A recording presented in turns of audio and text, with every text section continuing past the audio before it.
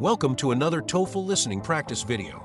In this video, you will listen to a lecture, answer some questions about it, review the correct answers and explanations. Channel members can download their worksheets in the Community tab of the channel. Don't forget to subscribe for more TOEFL Listening practice.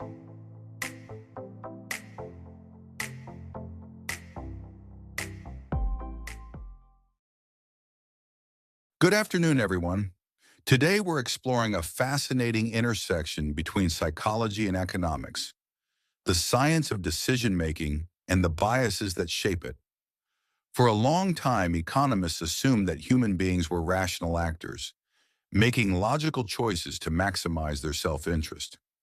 But beginning in the mid-20th century, psychologists like Herbert Simon and later Daniel Kahneman and Amos Tversky demonstrated that this assumption simply doesn't hold. Real human decision-making is far from perfectly rational. Instead, we rely on shortcuts, or heuristics, that help us make decisions quickly under uncertainty. These heuristics are efficient, but they also make us systematically biased. They explain why we might buy something unnecessary, misjudge risk, or cling to bad investments even when we know better.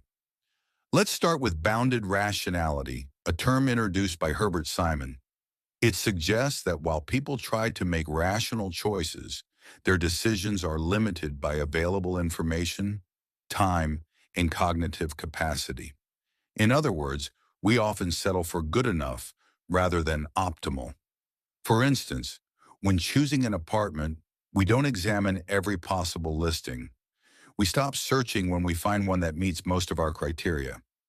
This behavior, called satisficing, saves time and mental effort, but may leave better options undiscovered. Kahneman and Tversky expanded on this by identifying specific patterns of irrationality, cognitive biases, that influence nearly every area of life. One of their most famous discoveries is the anchoring effect.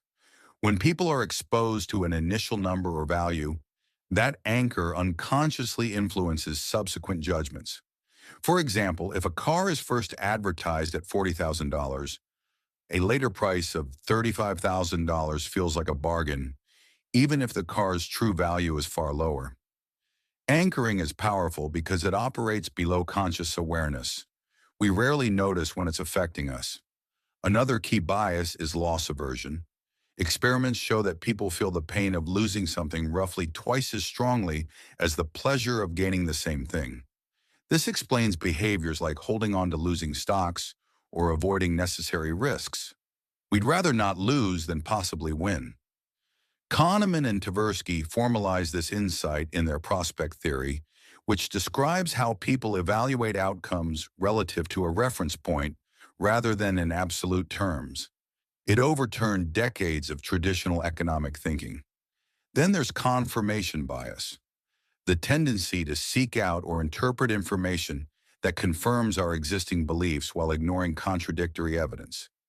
This bias plays a major role in modern society, especially online, where algorithms feed us content aligned with our preferences.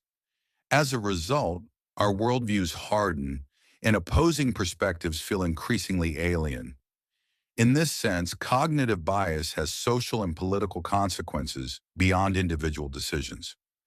Emotions, too, shape our choices more than we realize.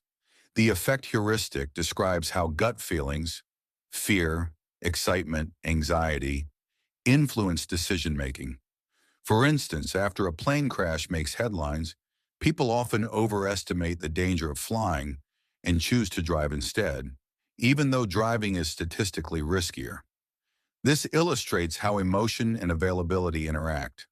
The easier it is to recall an example, the more probable we think it is. That's the availability heuristic. Interestingly, not all biases are bad. They can be adaptive in uncertain environments where information is incomplete. Fast, intuitive decision-making allows humans to survive in complex settings without paralysis by analysis.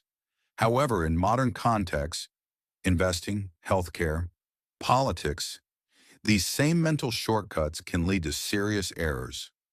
Recent work in behavioral economics explores how to nudge people toward better choices without limiting freedom?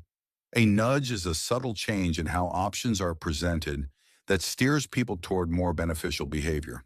For instance, automatically enrolling employees in a retirement savings plan while allowing them to opt out dramatically increases participation rates.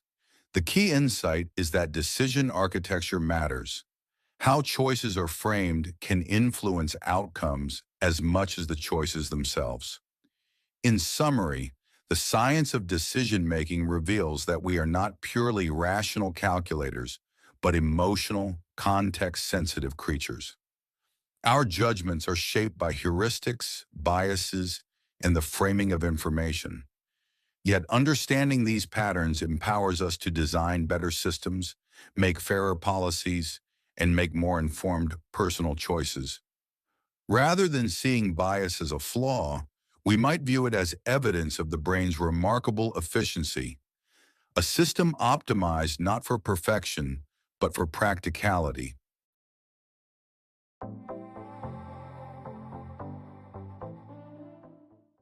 1. What does the professor mainly emphasize about human decision-making?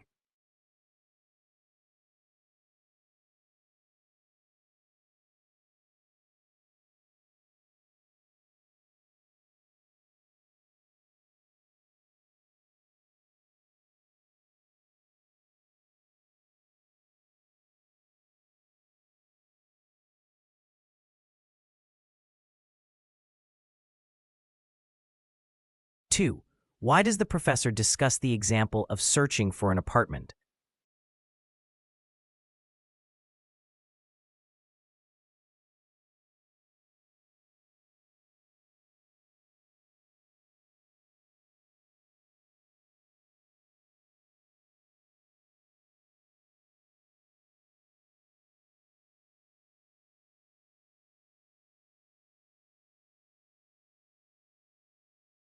3. What can be inferred about how anchoring affects people's judgments?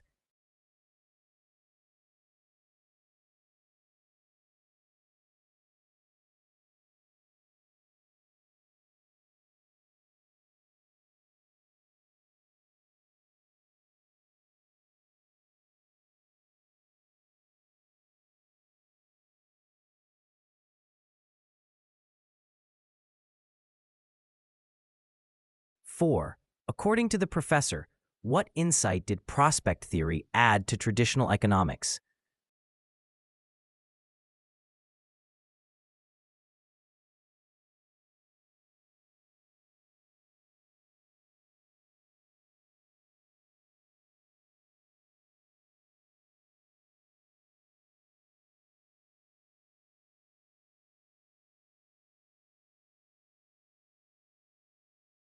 5. Listen to part of the lecture. A nudge is a subtle change in how options are presented that steers people toward more beneficial behavior. Why does the professor say this?